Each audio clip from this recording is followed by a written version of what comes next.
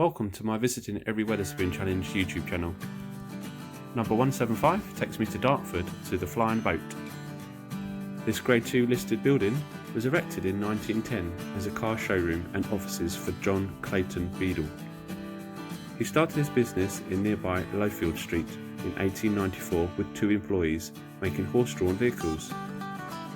In 1900 he erected workshops on the south side of Spiddle Street, and in 1910 added a large single-storey showroom and offices.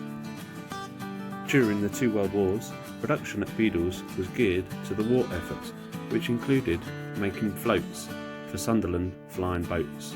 I hope you found this video interesting. Feel free to subscribe.